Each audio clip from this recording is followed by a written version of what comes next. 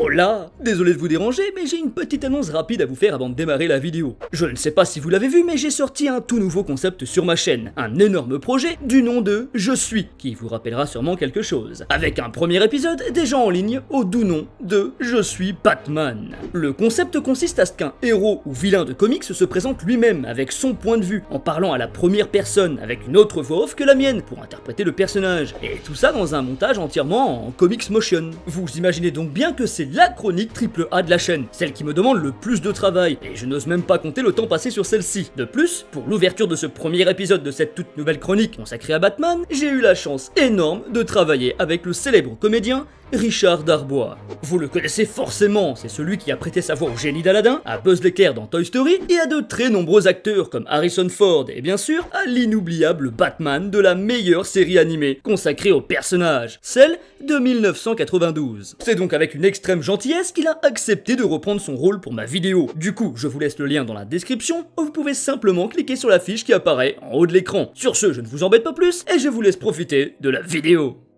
Hey, salut terriens, c'est Captain Max. Sur la chaîne, j'ai produit 2 vidéos consacrées au Joker alternatif. Une postée il y a 1 an qui se regarde encore très bien, et l'autre il y a 2 ans qui est déjà un peu moins supportable à regarder. Dans cette dernière, je vous ai présenté le Joker du comics Batman Nosferatu, en vous parlant en même temps du Chevalier Noir, qui ici joue le rôle du vampire. Mais si ce récit de vampire n'est pas très connu, surtout en France, étant donné que si je ne me trompe pas, il n'est même pas sorti dans la langue de Molière, Batman Vampire quant à lui est bien plus facile d'accès, et avec un statut de culte du côté des Elseworlds de chez DC Comics.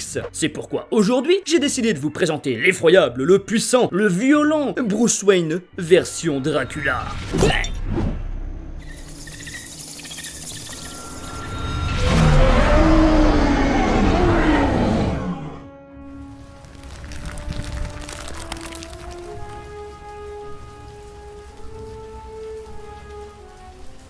Douglas Doug Mensch, né à Chicago en 1948, est un grand scénariste de nouvelles, de journaux, de films, mais aussi et principalement de comics. Il débute sa carrière dans les années 70 chez Warren Publishing afin d'écrire sur les séries de ses comics, intitulées Vampirella, Creepy et Eerie, dont j'aimerais consacrer une vidéo un de ces jours d'ailleurs. Eh bah pourquoi pas pour Halloween, tiens. Ce serait cool pour une fois de sortir une vidéo d'horreur à cette période, chose que tu ne fais jamais habituellement.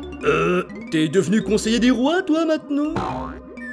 Oh, ça va, fais pas la gueule, je plaisantais.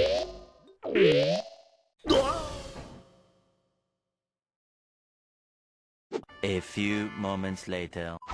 Bref, excusez-moi pour ce léger contretemps. C'est réellement lorsqu'il va travailler chez Marvel sur Master of Kung Fu qu'il va acquérir une grande notoriété, avec plus d'une centaine d'épisodes. Toujours chez la Maison des Idées, il va même créer Moon Knight. C'est ainsi que dans les années 80, il va réussir à prendre les rênes de la série Batman. Il va d'ailleurs participer à la création de Bane et de l'arc Nightfall avec Chuck Dixon, et va aussi inventer le personnage de Black Mask. Rien que ça. 2 personnages que je vous ai déjà présentés d'ailleurs si ça vous intéresse. Bon, là je ne vous parle que de ses plus gros succès, mais il travaille aussi sur les séries de comics La Planète des Singes, Hulk, Godzilla, Le Spectre, etc. Mais aussi et surtout sur celle qui nous intéresse aujourd'hui, la trilogie des Batman vampires. C'est un certain Kelly Jones qui va d'ailleurs s'occuper d'illustrer cette magnifique série. Né en 1962 en Californie, il débute en tant qu'encreur chez Marvel avec la série Micronauts.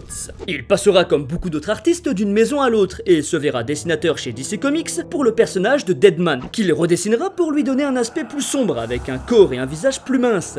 Et très mince, plus proche de celui d'un squelette que d'un homme. Car oui, Jones a un style très horrifique, avec ce que l'on appelle en peinture le clair-obscur, qui signifie qu'il y a un grand contraste entre les zones claires et les zones sombres. Ce qui veut donc dire aussi qu'il y a beaucoup de boulot pour l'encreur qui passe derrière lui. C'est au sein de cette maison d'édition qu'ils vont se rencontrer avec Doug, et c'est ensemble qu'ils vont produire les séries autour du Bruce Wayne aux longues dents, mais aussi Batman Dark Joker, avec la présence d'un Batman ressemblant très étrangement à Goliath de la série Gargoyle, sachant que la série animée paraîtra moins d'1 an après la série de comics.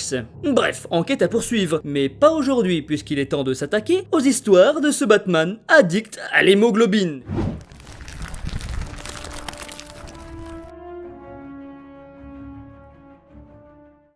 Ayant pour objectif de rendre hommage au travail de Bram Stoker, ainsi qu'aux films d'horreur d'Universal Pictures et de la Hammer, cette série nous conte la rencontre de l'un des plus grands personnages de l'univers des comics avec l'une des plus grandes figures de la littérature horrifique. Un crossover qui pour moi n'est absolument pas ridicule, bien au contraire. Mais avant de vous présenter les 3 histoires et vous donner mon avis, je tiens à vous prévenir qu'il va y avoir du spoil. Impossible pour moi de faire autrement, et vous allez comprendre rapidement pourquoi. C'est pour cela que si vous souhaitez découvrir ces incroyables récits, par vous-même, je ne peux que vous conseiller de vous procurer l'intégrale chez Urban Comics, nommé simplement Batman Vampire, au doux prix de 23 € pour presque 300 pages. Une petite pépite qui mérite d'être dans toutes les bibliothèques. La première histoire, du nom de Red Rain, se déroule à Gotham City, une ville protégée par un mystérieux héros masqué du nom de Batman. Mais alors que ce dernier lutte chaque nuit contre la criminalité qui ne cesse de croître, le pire reste à venir, puisque le comte Dracula fait son apparition en ville afin d'en faire son nouveau terrain de chasse, mais aussi pour y créer sa nouvelle armée de vampires. Batman va alors devoir affronter un monstre qui, lui, ne fait pas que de se déguiser en monstre nocturne. Bon, là par contre, je vais vraiment commencer à spoiler sévère, donc si vous souhaitez vous sauver, c'est maintenant ou jamais.